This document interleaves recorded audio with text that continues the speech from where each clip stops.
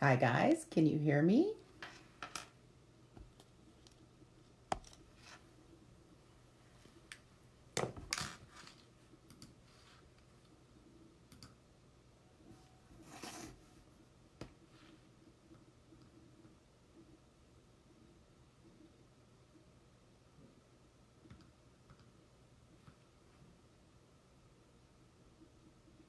Can you guys give me a comment if you can see this or hear me?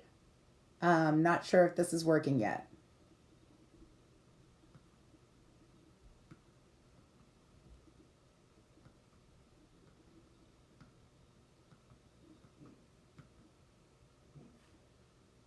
Oh, it looks like it is.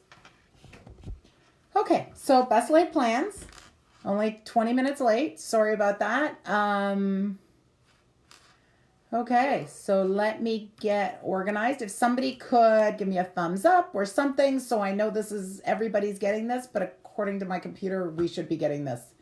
Um, okay, so hi guys. For those who don't know me, my name is Paula. I own Shake-a-Paw Dog Training.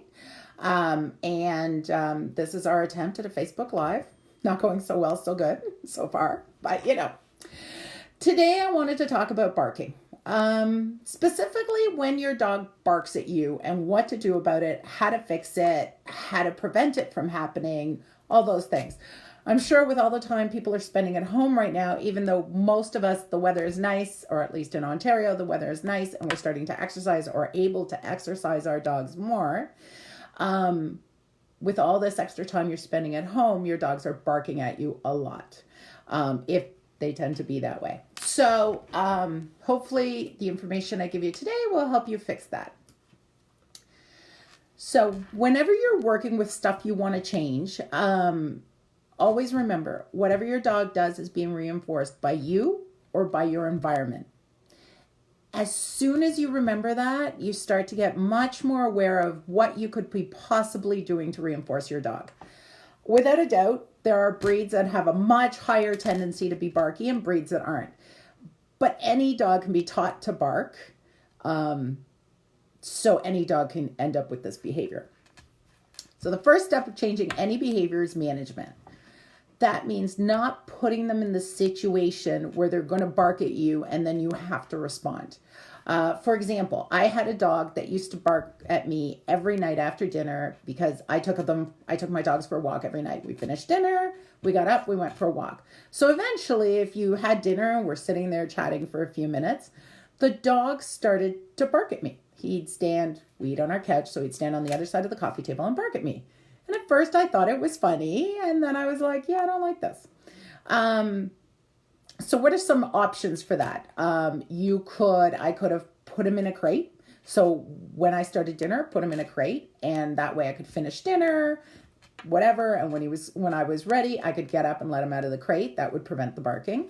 I could give him something to do. So while we ate dinner, I could give him a rawhide, not the white ones, the ones that are body parts, or something he could chew on, a frozen Kong, something he could chew on during dinner. So even when I finished dinner, he was busy and didn't care. Or I could create a behavior of staying on his bed till I told him it was okay to move. And that way he'd be busy again and not barking at me.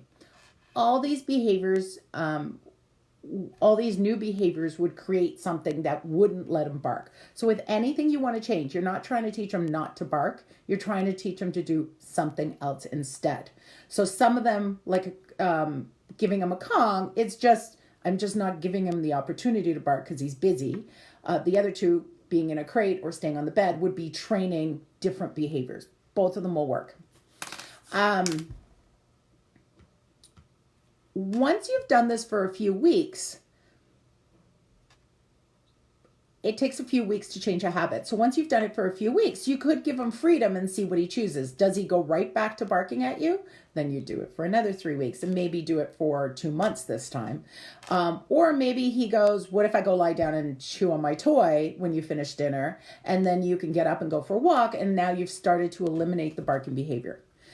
Keep in mind, once a behavior is created, such as barking at you to go for a walk, first learned, best learned. they could always default back to that behavior. The longer you go without him doing it, the more likely he won't do it. Does that all make sense? Send me some questions if you have any questions on anything I say. Okay. So another example of creating a different behavior. I used to have a dog that barked at me when he felt it was dinner time. He'd follow me around and bark at me. Now I feed my dogs in crates. So my dogs know that whenever they want to get fed, if they go sit in a crate, I might feed them.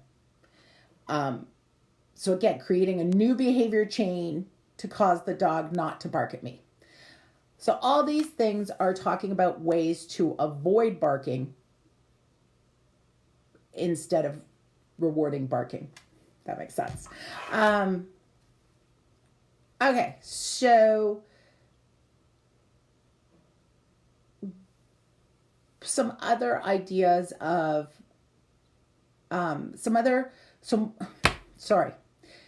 ignoring as a tool for training is challenging. You can ignore the barking, and when I have baby dogs, they're going to try barking at me. They're waiting to get their dinner and they'll try barking a few times and go, hey, feed me. If you are totally aware of that and you ignore it, it will go away because it doesn't get reinforced. Once you've created a dog who's barky, ignoring becomes much more challenging because the behavior is much stronger.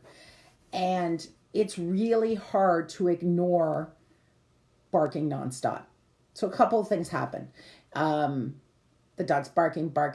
Finally, your head explodes and you're like, please shut up. As soon as you do that, you've reinforced the dog. Excuse me.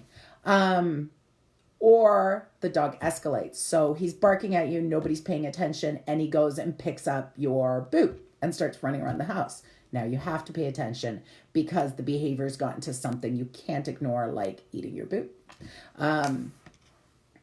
So be careful of ignoring. If you're going to ignore, you have to be committed to, I am going to ignore you till you shut up.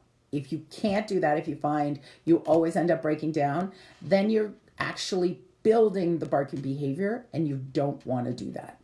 You want to make it, because that makes a stronger barking behavior, so he's more likely to keep barking for longer and longer and longer. Okay. Other reasons that I've been asked about barking. So barking to get you up in the morning.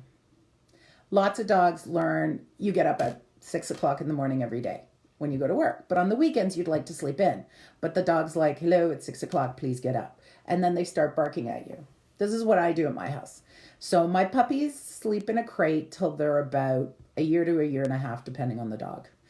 At first, my husband gets up at 5 o'clock, so he lets them out for a pee, and they go back in their crate till I get up and showered and the whole bit. I think that's a great habit to teach your puppies. You have to get up and let them out for a pee right away so they don't have a problem. But after that, teach them to go back in their crates so they learn to stay quietly while you get dressed and all that stuff. That prevents taking your clothes, chewing your socks, chewing your bed, whatever, while you get ready. Now you can let them out when they're nice and calm. When they're about a year and a half, and I start letting them loose, every single puppy has done this. I'll be sleeping and they wake me up.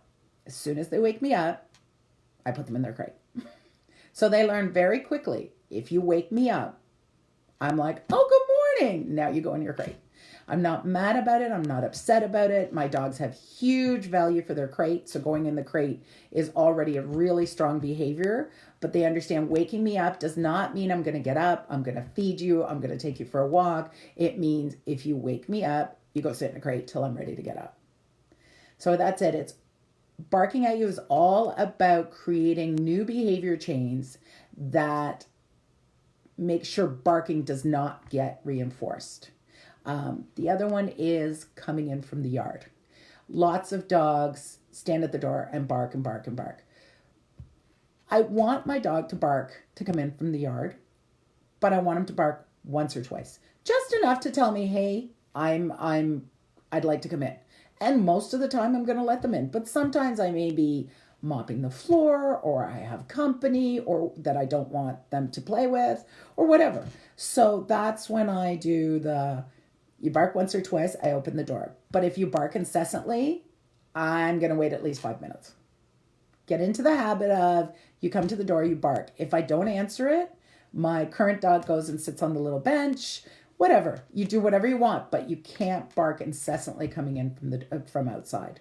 So you see how I'm constantly putting in behaviors to make sure that barking doesn't get reinforced. Okay. So I don't think I'm getting any questions. I could be wrong because I'm not sure how well this is working. If you have any questions, let me hear them. Send them to me on message or comment below, and I will answer them. If not, I'm going to wrap this up for right now because I want to figure out what's going on. And I will talk to you again next week, Friday at 10 o'clock. I promise to have it all figured out. And we'll go from there. Have a great day. Please stay safe, and we will get through all this together and see how it goes. Okay? Thank you very much. Bye.